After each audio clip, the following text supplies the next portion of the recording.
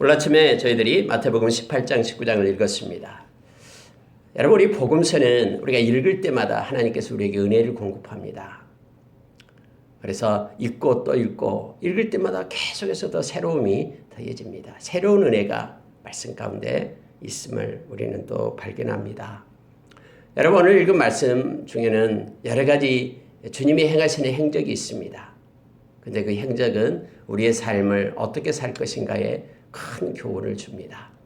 예수님을 따르는 제자로서, 하나님의 자녀로서 우리가 이 세상 살아갈 때 어떤 모습으로 살아야 될 것인가를 오늘 말씀은 우리에게 빛이 되어 보여줍니다. 말씀을 우리의 마음, 심령에 새기고 살아있는 그 말씀을 따라 오늘 하루도 승리하는 하루가 되기를 원합니다. 여러분, 몇 가지를 보도록 하겠습니다. 특히 여러분 18장과 19장에서 공통적으로 나오게 있는 게 뭐냐면요, 작은 자, 어린아이, 천국, 이 내용이 연결돼서 나오고 있습니다. 18장도 그렇고 19장도 그렇습니다. 성경에 보면은 제자들이 예수님께 나와서 묻습니다. 천국에서는 누가 크니까? 라고 묻는 거예요. 예수님 옆에 나와서 이 세상에서는 돈이 많은 사람, 권세가 있는 사람, 지혜가 있는 사람, 이런 사람들이 큰 사람으로 그렇게 활동을 하고 하는데 도대체 천국에서는 누가 큽니까? 라고 예수님한테 묻습니다. 예수님께서는 기다렸다는 듯이 앞에 있는 어린아이를 불러서 세웁니다. 그러면서 이 어린아이와 같이 자기를 낮추는 자가 천국에서 크다, 이 말을 하기 전에 이 어린아이와 같이 되지 않으면 천국에 들어갈 수가 없다라고 먼저 말을 합니다. 어린아이처럼 순수하게 하나님의 말씀을 받아들이고 영접하고 그렇게 믿지 않는다면 천국에 들어갈 수 없다라는 것을 먼저 전제로 하고, 천국에서는 누가 큰 자냐면은 낮은 자가 큰 자다, 겸손한 자가 큰 자다라고 말해주고 있습니다. 그래서 여러분, 이 세상의 논리와는 다른 거예요. 이 세상의 논리는 높아지고 많은 사람한테 인기가 있고 알려지고 뭐 이런 사람이 더 큰 자로 행세를 하잖아요. 그러나 하나님의 나라에서는 낮고 겸손한 자가 큰 자다라고 주님은 말씀하고 있죠. 여러분, 우리가 잘 아는 요한복음 13장에서 예수님께서 내일이면 십자가에 이제 붙들려 가지고 십자가에 못 박혀서 죽게 되는 그 시점에 제자들에게 가르치고 싶은 것이 있었습니다. 뭐냐면 겸손을 가르치는 거예요. 섬김을 가르치는 것입니다. 대야에 물을 따다가 제자들의 냄새나는 발을 일일이 닦아주면서 서로 사랑하라라고 말합니다. 천국은 섬기는 자가 큰 자다라고 그들에게 가르쳐주고, 예수님은 우리를 섬기기 위해서 십자가에서 당신의 생명을 놓으시게 됩니다. 그래서 예수님은 우리가 알았던 마태복음 11장 28절에서 나는 마음이 겸손하고 온유하다라고 말하죠. 빌립보서 2장 5절 이하에서 겸손한 예수님께서는 하늘의 보좌를 비우고 낮고 천한 이 땅에 오셔서, 그것도 큰 집에 온 것도 아니고요, 냄새나는 마구간으로 오셔서 당신의 생명을 주어 우리를 섬기셨던 그 겸손한 주님을 우리가 만나게 됩니다. 저와 여러분이 하나님의 자녀로 택함을 받고 부름을 받은 이유는 로마서 8장 29절에서 그의 아들의 형상을 본받기 위함이다라고 우리에게 말합니다. 우리는 예수님을 따르는 사람들입니다. 도대체 예수님의 무엇을 본받고 가야 됩니까? 그의 마음, 겸손의 마음을 우리가 본받고 남을 나보다 낮게 여기고 매일매일 낮아지는 우리가 되기를 원합니다. 주님은 말합니다. 주 앞에서 낮추라. 그리하면 주께서 너희를 높이시리라. 오늘 여러분 말씀 가운데요, 이 작은 자에 대한 내용이 계속해서 나옵니다. 그래서 여러분, 성경은 이렇게 말합니다. 자, 5절 한번 보시기 바랍니다. 또 누구든지 내 이름으로 이런 어린아이 하나를 영접하면 곧 나를 영접함이니, 누구든지 나를 믿는 이 작은 자 중에 하나를 실족하게 하면 차라리 연자 맷돌이 그 목에 달려서 깊은 바다에 빠뜨려지는 것이 나으니라. 여러분, 두 가지를 말하고 있어요. 어린아이가 얼마나 소중하고 존귀하냐면, 여러분, 이때 어린아이는요, 물론 나이가 어린아이로 이제 생각할 수도 있고요. 뿐만 아니라 사람들이 그때 당시는 어린아이다 그러면은 아주 그 천하게 여기고요. 또 왜냐하면 어린아이들이 많이 죽었거든요. 그리고 인원수에도 넣지도 않고 그랬습니다. 그래서 배가 고프면은 아니 어린아이를 잡아먹어요. 아니 어른을 잡아먹으면 어른이도 살도 많고 그런데 어린아이를 잡아먹어요. 그만큼 가치 없게 여겼다라는 거예요. 그리고 뿐만 아니라 이것은 또 다른 의미로 보면 영적인 의미로 보면은요. 약하고 소유받고 부족하고 이런 계층을 얘기할 때 어린아이, 작은 자를 말하는 거예요. 오늘날 이 사회 속에서도요. 힘없고 작은 자들이 많잖아요. 근데 여러분 사람들의 눈에는 적게 보여도요. 우리 주님은요. 똑같은 거예요. 그래서 예수 안에서 있는 내 안에 있는 자, 내 이름으로 나를 믿는 자 이렇게 말하잖아요. 나를 믿는 자 중 이 작은 자 하나에게 행한 것 우리 주님이 이걸 보고 계신다라는 거예요. 우리 주님은요 엄청나게 큰 일을 해야지만이 야 너 잘했다라고 등 두들기면서 우리에게 그렇게 칭찬하는 분 아니에요. 우리 주님은 작은 것을 보시는 거예요. 그래서 작은 자에게 한 것이 곧 내게 한 것이다라고 지금 말씀하고 있는 거예요. 그런데 만약에 그 작은 자를 나에게 속했다고 해서 내가 영접해 주면은 그를 섬기고 그에게 손길을 주고 하면은 이건 잘한다라고 얘기하면 나를 영접한 것과 똑같다라고 주님이 지금 말하는 거예요. 그래서 여러분 우리가 마태복음 25장에서 마지막에 이 심판이 있을 때에 오른쪽에선 양떼들과 왼쪽에 있는 염소도와 이걸 나누잖아요. 그거 뭐냐면 다 작은 일을 하는 자예요. 누가 아플 때 돌보고요. 옥에 갇혔을 때 가서 찾아가 보고요. 나그네를 영접해 주고요. 배고플 때 먹을 걸 주고요. 목마를 때 마실 걸 주고요. 이 작은 것이거든요. 이 작은 것이 그들의 정체성, 아이덴티티라는 것을 성경은 말해주고 있어요. 오늘 또 여러분 예수님은 그 말을 합니다. 작은 자를 영접하는 것, 나를 영접하는 것이다. 반대가 있습니다. 뭐냐면은 작은 자를 무시하고 멸시하고 작은 자를 실족해 하는 것. 차라리 연자맷돌을 목에 메고 물에 빠뜨려지는 것과 바다에 빠진 것과 오히려 그것이 더 낫다. 여러분 연자맷돌이 얼마나 큽니까? 손으로 돌릴 수 없어요. 그래서 소가 끌고 가는 연자맷돌이잖아요. 그걸 목에 메고 바다에 빠뜨린 것보다도 작은 자를 실족해 하는 거예요. 우리 실족해 하다라는 것은 믿음에서 떠나게 하다라는 뜻이에요. 그러면서 여러분 예수님께서는요. 이 실족한 것에 대해서 이렇게 말합니다. 자 7절에 보니까요. 실족하게 하는 일들이 있음으로 말미암아 세상에 화가 있도다. 실족하게 하는 일이 없을 수는 없으나 실족하게 하는 그 사람에게는 화가 있도다라고 말합니다. 누구를 믿음의 길에서 떠나게 하는 그 사람에게요. 화가 있다라고 주님은 분명하게 얘기합니다. 따라서 반대로 여러분 우리 주님께서는 믿음의 길로 들어오게 하는 자, 실족된 자를 잃어버린 자를 불러서 주님께로 오게 하는 자는 주님이 얼마나 기뻐하는지를 성경은 또 기록하고 있어요. 그게 바로 잃어버린 양에 대한 비유로 말하는 거예요. 100마리의 양을 가지고 있는데 오늘 성경에 우리가 읽었잖아요. 한 마리가 없어요. 그러면 너희는 어떻게 하겠느냐? 99마리 그곳에 두고 101마리 찾으러 가지 않겠느냐라는 거예요.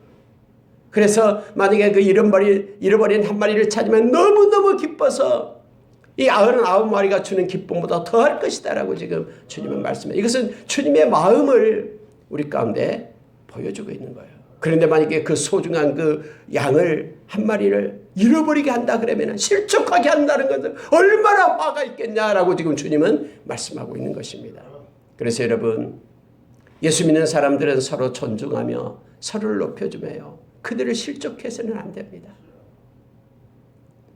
그리고 만약에 떠나 있는 이들, 잃어버린 자들은 그들을 옳은 대로 돌아오게 하면은 다니엘서 12장에서 말하는 것처럼 하늘의 별처럼 빛나게 하겠다라고 주님은 약속한 거예요. 생명이 너무나 중요합니다.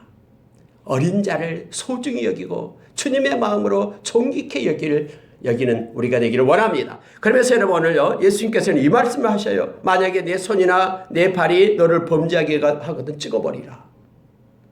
하면서 성경은 이렇게 말합니다. 장애인이나 다리 저는 자로 영생에 들어가는 것이 두 손과 두 발을 가지고 영원한 불에 던져지는 것보다 나으니라 하면서 계속해서 말하는 거예요. 눈이 범죄하거든 빼어버리라. 한 눈으로 영생에 들어가는 것이 두 눈 가지고 지옥불에 던져지는 것보다 나으니라. 그런다고 해서 여러분 눈을 직접 빼라는 말이 아니잖아요. 예수님께서 하시고자 하는 말씀이 우리에게 뭡니까? 여러분 중요한 것 두 가지를 얘기합니다. 무슨 얘기냐면요. 죄된 것은 철저하게 제거하라라는 거예요. 작은 거짓말이라도 죄된 것은 철저하게 제거해라라는 거예요. 죄의 종이 되지 말라라는 겁니다. 또 하나는 뭐냐면요. 우리는요 착각해서요. 죄된 것만 우리가 제거를 합니다. 근데 그게 아니에요. 손이 죄를 지었어요. 그럼 손이 지은 죄가 얼마나 큽니까? 이기 때문에 실족해가지고 지옥에 회개하자면 지옥에 가잖아요. 회개하죠. 근데 성경은요, 이 손이 죄를 지니까 이 손을 찍어내버리라라는 거예요, 지금. 주님이 말하는 것은요. 이건 무슨 뜻이에요? 죄를 짓게 하는 요소를 제거해라라는 거예요. 죄를 회개할 뿐만 아니라 죄를 짓게 하는 것을 그 요소를 끊어내라라고 얘기하고 있는 것입니다. 계속해서 나에게 그것이 죄를 짓게 하면은 그 죄 짓게 하는 거 가지 말아야 되죠. 그거 행하지 말아라라는 거예요, 지금. 눈이 계속해서 이렇게 죄를 짓고 있어요. 근데 예수님이 지금 눈을 빼내버려라라고 얘기해요. 왜냐면 그 죄 때문에 지옥에 가기 때문에. 눈 하나 없어가지고 그냥 죄의 요소가 없어져가지고 천국에 가는 것이 더 낫다라고 지금 말합니다. 그런데 많은 사람들은 죄를 회개하면서 죄를 짓게 하는 요소는 달고 다녀요. 계속해서. 늘 우리를 미혹하는 게 뭡니까? 악한 자라잖아. 악한 자. 악한 사탄이 미혹해가지고 우리 죄 짓게 하는 거예요. 우리가 죄를 지면은 우리 마음 가운데 악한 자가 들락날락할 수 있도록 통로를 만들어 주는 거예요. 죄적인 요소, 죄를 짓게 하는 것들을 아예 우리는 요소를 제거해야 됩니다. 성경에서는 예수 그리스도의 이름으로 그 권세로 악한 자를 이긴다고 했죠. 예수님의 보혈로 그를 이겼다라고 성경은 말하죠. 요한계시록 12장 11절에서. 뿐만 아니라 성령의 검인 말씀으로 이기죠. 또 성령의 권능으로 악한 자를 이긴다라고 마태복음 12장 28절에서 말해주고 있죠. 여러분요, 성경은요, 이 악한 자를, 죄의 요소를, 죄를 짓게 하는 것들을 끌어내게끔 하는 것들을 이미 우리에게 주었어요. 예수님의 이름, 예수님의 보혈, 예수님의 말씀, 또한 예수님의 영, 성령 다 우리에게 주고 하나님의 자녀로 온전케 살아라고 하는데요. 우리는 그렇지 않고 죄를 짓는 요소를 차고 다녀요. 달고 다니면서 죄 짓고 또 죄 회개하고 죄의 요소를 끊어내지 않는다라는 거예요. 또한 오늘 예수님께서는 이 말씀 가운데요. 이거예요. 자, 10절에 한번 보시기 바랍니다. 9절에 한번 다시 보십시오. 한 눈으로 영생에 들어가는 것이 두 눈을 가지고 지옥불에 던져지는 것보다 나으니라. 여러분, 영생에 들어가는 것, 즉 하나님의 나라에 들어가는 것을요, 예수님은 최고의 가치로 가르치고 있는 거예요. 예수님이 땅에 오시자마자 회개하라 천국이 가까이 왔느니라고 말씀하시면서요, 이 천국에 대한 복음을 증거하잖아요. 예수님께서 부활하시고 40일 동안 계시면서 하나님의 나라의 일을 제자들에게 가르치고 승천하시잖아요. 사도행전 1장 3절에서. 그러면 예수님은요, 하나님의 나라, 이게 최고의 가치인 거예요. 우리로 하여금요, 영원한 생명 얻는 거, 이것이 최고단다라고 지금 말해주고 있는 거예요. 그런데 우리는 하나님의 나라 들어가는 거, 영생을 얻는 것을 최고의 가치로 생각하지 않고 있어요. 예수 믿는 사람들이요. 우리는 말씀대로 행해야 됩니다. 그게 최고의 가치다면 우리는 알게 될 겁니다. 천국에 가면은 이 천국이 얼마나 좋은 것인지, 영원한 억만 년 계속해서 누릴 수 있는 영원한 이 생명이 얼마나 큰 것인지를 알게 돼요. 이 땅에서 우리가 가치 있게 여기고 엄청나게 커 보이는 것들요, 천국이 가면 아무것도 아니에요. 그래서 우리가 말씀을 붙잡으면요, 이 세상에 얽매이는 자가 되지 않는 거예요.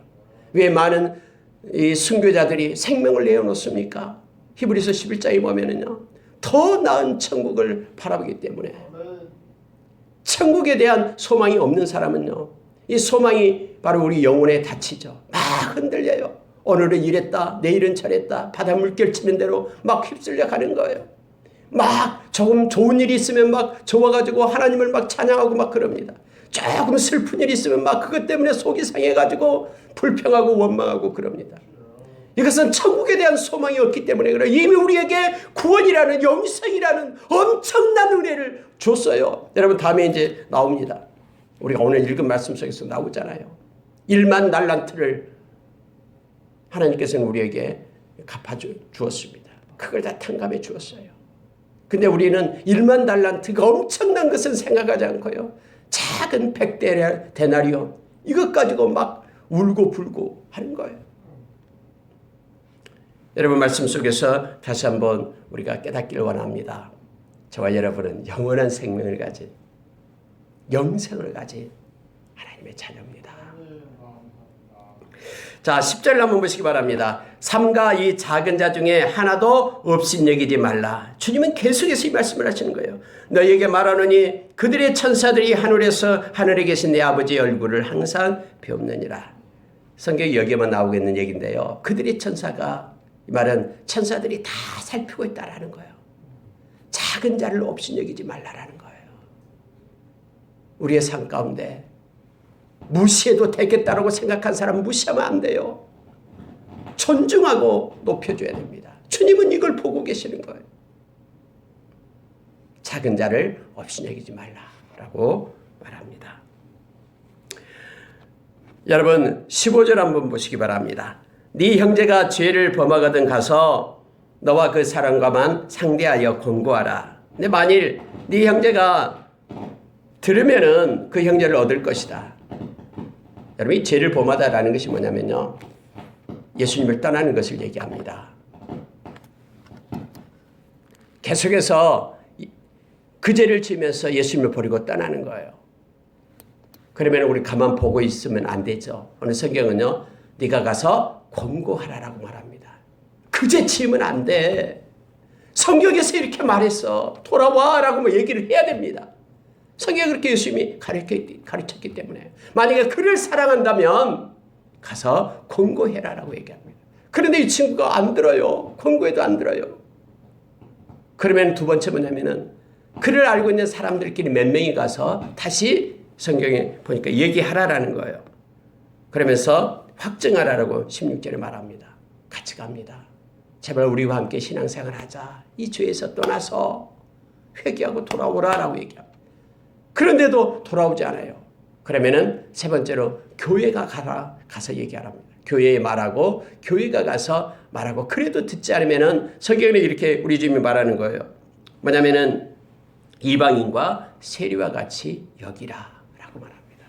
권고하라, 확증하라, 여기라라고 이 세 가지를 말해주고 있습니다. 이 이방인과 세리와 같이 여기라라는 게 뭐냐면요, 예수 믿지 않는 자로 여기라라는 거예요. 여러분, 우리가 누군가가 교회 공동체 안에서 또는 내가 알고 있는 사람이 예수 믿다가 길을 떠날 때는요, 반드시 이러한 노력이 우리 가운데 있어야 됩니다. 뭐 지 맘대로 하는데 뭐 내버려 두세요. 이게 아니에요.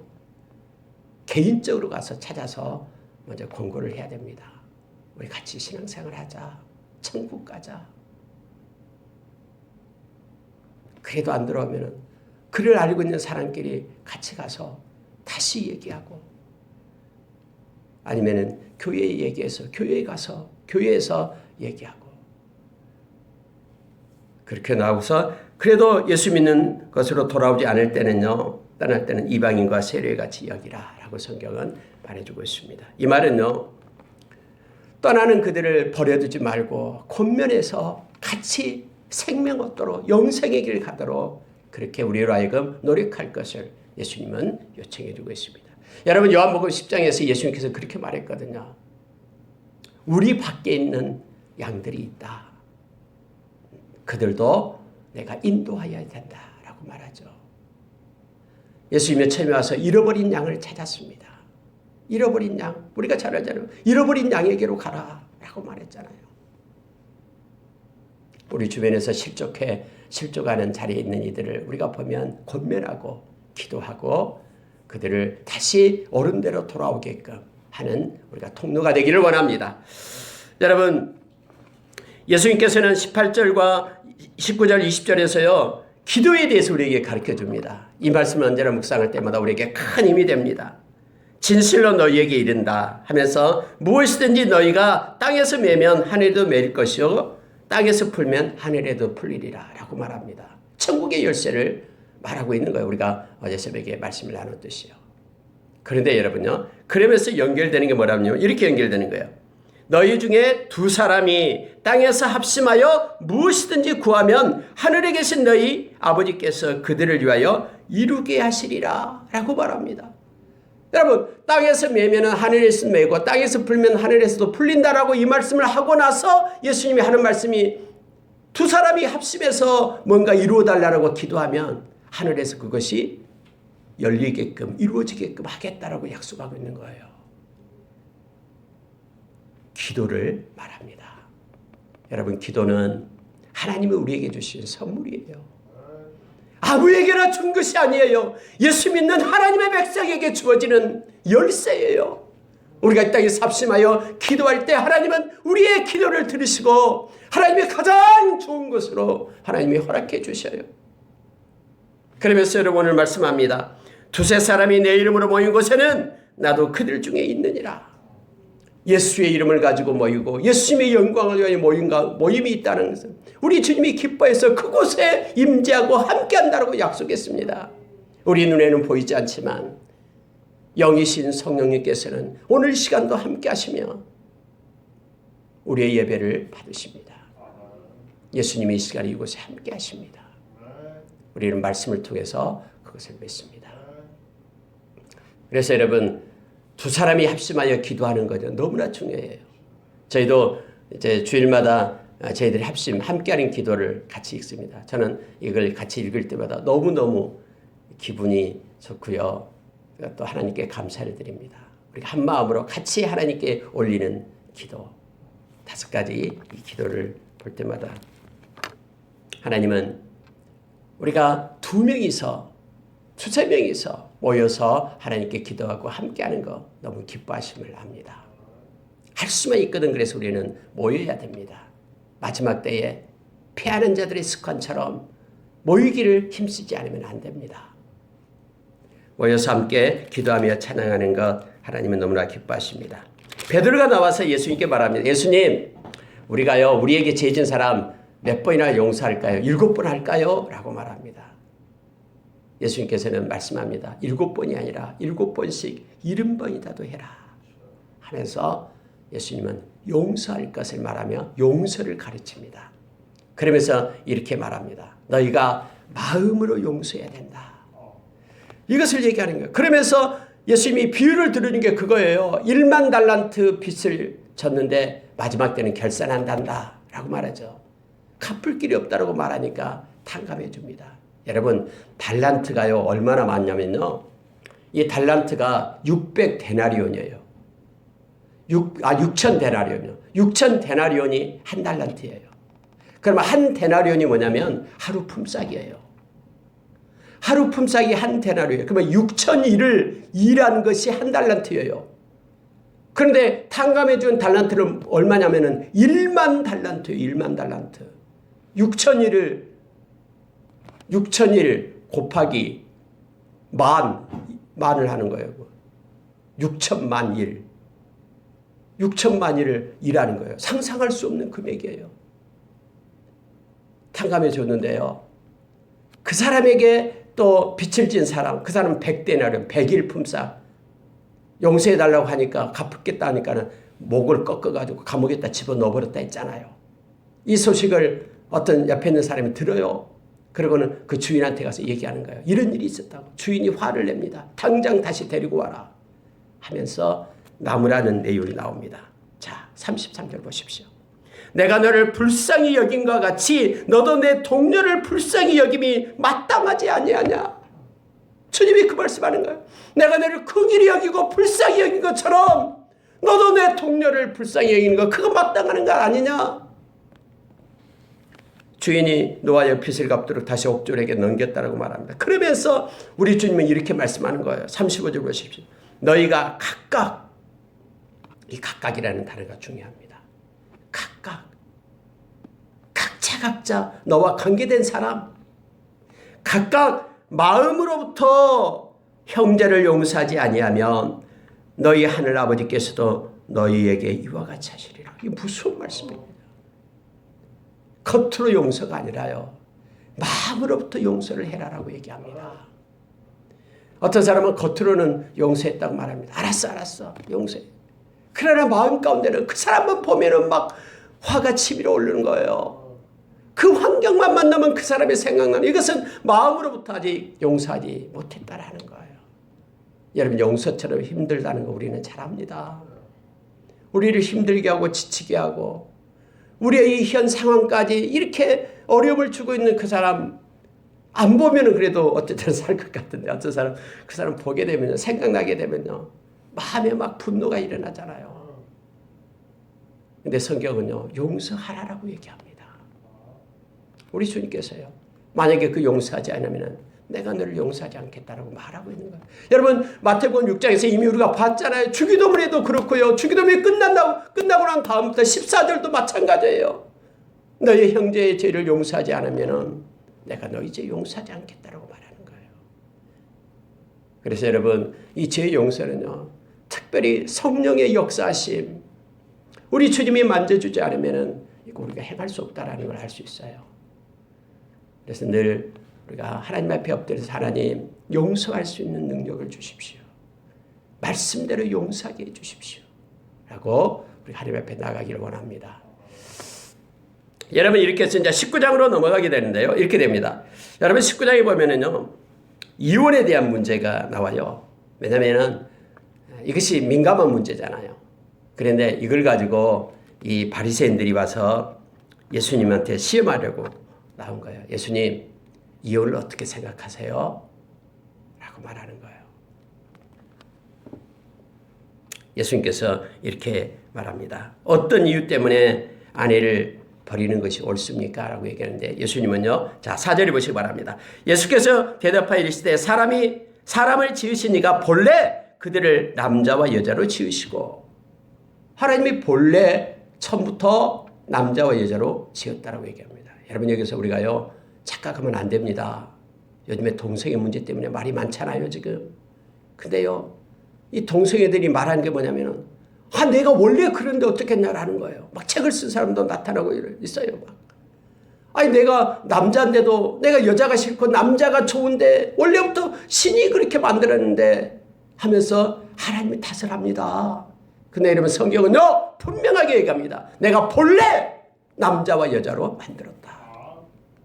여러분, 하나님이 뭐 실수해가지고 남자인데 여자처럼 그렇게 만들고, 그래서 트랜스젠더로 바꾸고, 이거 아니에요. 그렇게 세상에, 이게 병이에요, 병. 그랬어요. 하나님은 처음부터 본래 남자와 여자로 만들었다라고 분명하게 얘기합니다. 그런데 여러분, 그러면서요, 그런즉 이제 둘이 아니요 한 몸이니 그러므로 하나님이 짝지어 주신 것을 사람이 나누지 못할지니라.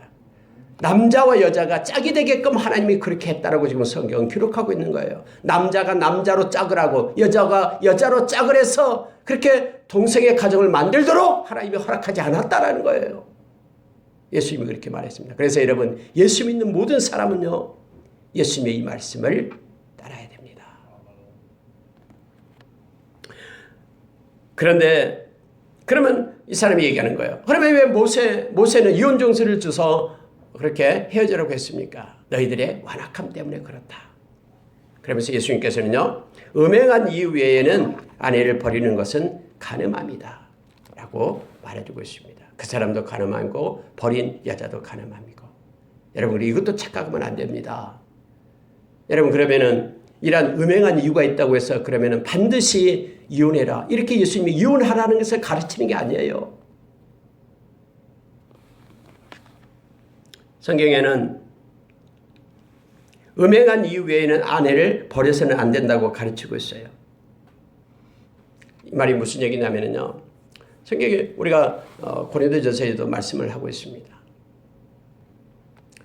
만약에 같이 어떤 여러 가지 것들을 용서하고 그들을 받아들이고 함께 할 것을 성경은 요청하고 있어요. 근데 이것 때문에 만약에 이제 종교적인 이유가 되고 해서 고린도전서에서는 만약에 아내가 예수를 믿지 않아요. 그러면 그가 함께 하고자 할 때는 그를 버리지 말고 함께 있으라라고 얘기합니다. 그로 인하여 생명이 그에게 들어가 그도 구원받을 수 있다라고 성경은 말씀해 주고 있죠. 이혼은 이것이 그 음행을 한 자는 반드시 이혼해라 이런 뜻이 아니고 이것이 최소한의 조건이 됨을 이거 외에는 이혼하지 말라라는 것으로 지금 말하고 있는 것을 보게 됩니다. 제자들이 이 말을 듣고 나서 차라리 그럼 결혼 안 하는 게 좋겠습니다 라고 말하니까 그것은 예수님께서 그렇게 말씀하시죠. 이것은 받을 만한 잘만 받으라라고 얘기합니다. 그래서 천국을 위하여 스스로 고자된 자도 있다. 이 말은 받을 만한 잘만 받으라라고 얘기해서요. 그래서 이것 가지고 이제 가톨릭에서 신부가 나오고 합니다. 또 바울 사도도 결혼을 않고 하나님의 말씀을 전하고 그랬다라고 성경에 기록되어 있죠. 근데 여러분 이것은 여기에만 나와 있는 것이 이렇게 한다고 해서 더 하나님을 잘 섬기고 그런 내용은 아니에요. 이제 그럴 수 있다라는 거예요.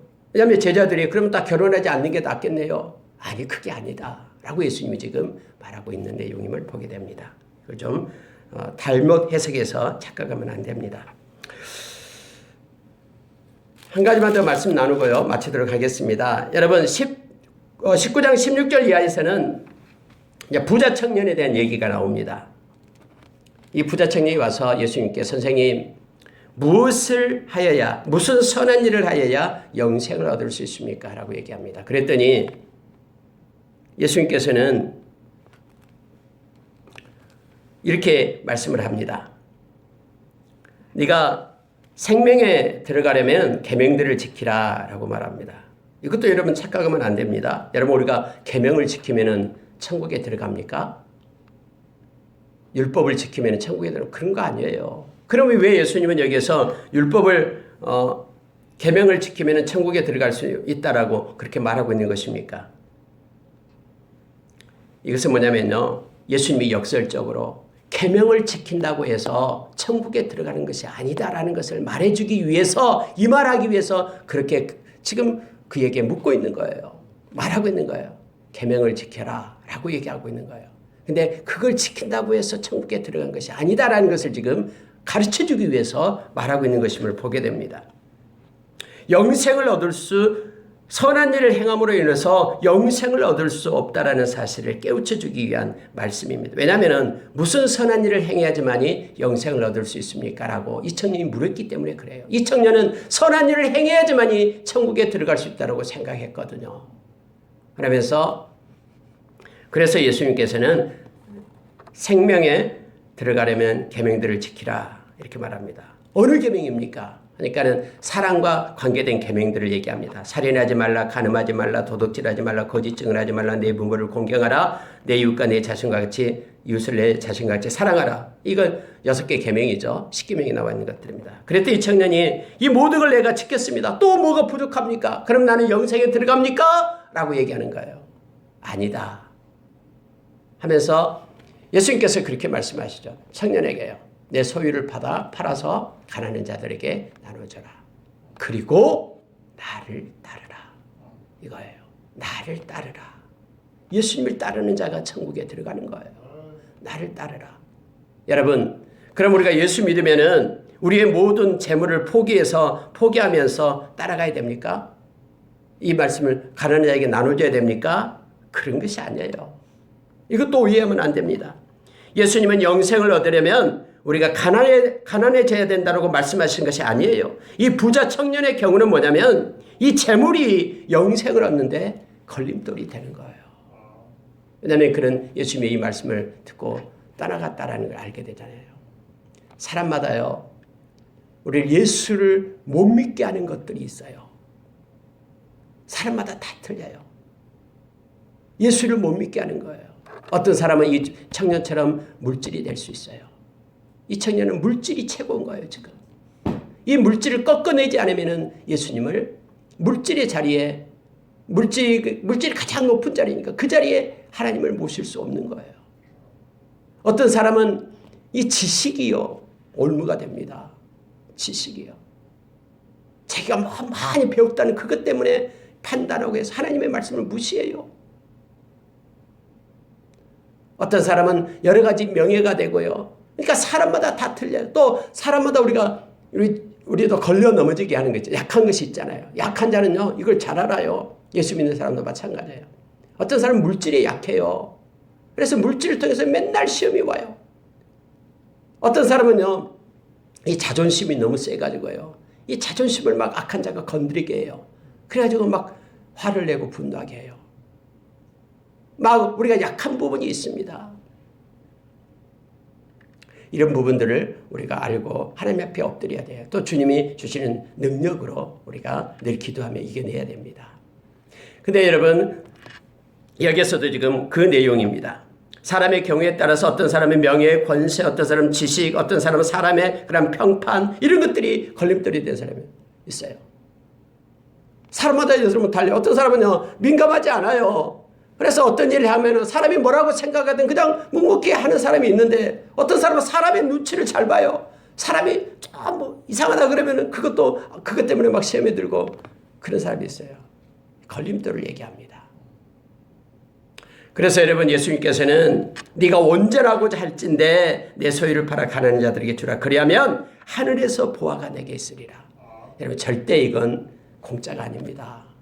예수님께서 특별히 말씀하신 거예요. 이 땅에서 그래서 구제하고요, 섬기는 것은요, 하나님께로부터 반드시 하늘에서 보상을 받습니다.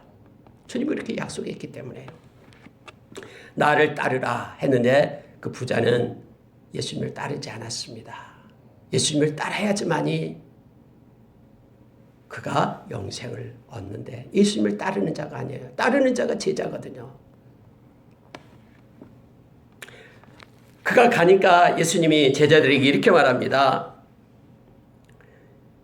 부자가 천국에 들어가기가 얼마나 어려우냐면 내가 다시 너에게 말하는데 24절에서요. 낙타가 바늘길을 들어가는 것이 부자가 하나님 나라에 들어가는 것보다 쉬우리라. 그러니까 제자들이 깜짝 놀랍니다. 성경에 그랬잖아요. 몹시 놀랐다라고 말합니다. 깜짝. 왜냐하면 그때까지만 해도요, 부자는 하나님께서 복을 줘서 부자가 됐고, 그럼 하나님이 복 주는 자들이니까는 부자는 천국 간다라고 생각했어요. 지금 생각하고는 좀 다르죠. 그래서 여러분, 우리가 마태복음 5장에서 팔복을 얘기할 때요, 이 복의 기준을 예수님께서 그때 가장 먼저 바꾸는 거예요. 가치 기준을 바꾸는 거예요. 부자가 천국 간지 아니, 그렇지 않다라고 얘기하는 거예요. 어떻게 낙타가 바늘길로 들어갈 수 있습니까? 그러니까 제자들이 깜짝 놀라. 그러면 천국에 누가 가요? 아니, 하나님의 복을 받는, 축복을 받은 부자도 못 들어가는데 그럼 천국에 누가 가냐라는 거예요. 그래서 여러분, 예수님께서는 제자들에게 이렇게 가르칩니다. 26절에서 예수께서 그들을 보시며 이르시되 사람으로는 할 수 없으나 하나님으로서는 다 하실 수 있느니라. 여러분, 이 말이요, 중요한 말입니다. 무슨 얘기냐면은 구원은요, 하나님께 속한 것이다라는 거예요. 구원은 사람으로는 아무리 봐도 구원받을 수 없는, 낙타가 바늘귀로 못 들어간 것처럼 도저히 방법이 없는데, 구원은 하나님께서 행하시기 때문에 하나님은 하실 수 있다는 것을 지금 말하는 거예요. 구원의 교리를 단적으로 드러내주고 있는 말입니다. 구원은 사람의 일이 아니라 전적으로 하나님의 일임을 선언하는 말씀이에요. 구원은 사람의 노력이나 선행으로는 불가능합니다. 오직 믿는 자에게만 주어지는 하나님의 은혜입니다. 그래서 구원은요, 하나님의 선물이에요. 우리가 잘 아는 자신의 행위를 내가 구원받았다고 그래서 자랑할 수 없는 이유도 여기 있습니다. 에베소서 2장 8절에서 우리에게 가르쳐주고 있죠. 근데 많은 사람들이요, 이 구원에 대해서 말을 해요. 그러면서 이 구원에 대해서 뭐 성경이 틀렸다는 등, 하나님이 잘못됐다는 등 막 말을 하는 거예요. 왜냐면요, 이렇게 말하기 때문에. 아니, 예수님이 예수님을 믿으라고 말하지 않는 저 신라 시대나 조선 시대나 그때 그럼 태어난 사람은 어떻게 구원을 받았어요? 안 받았어요? 이렇게 묻는 이들이 있다라는 거예요.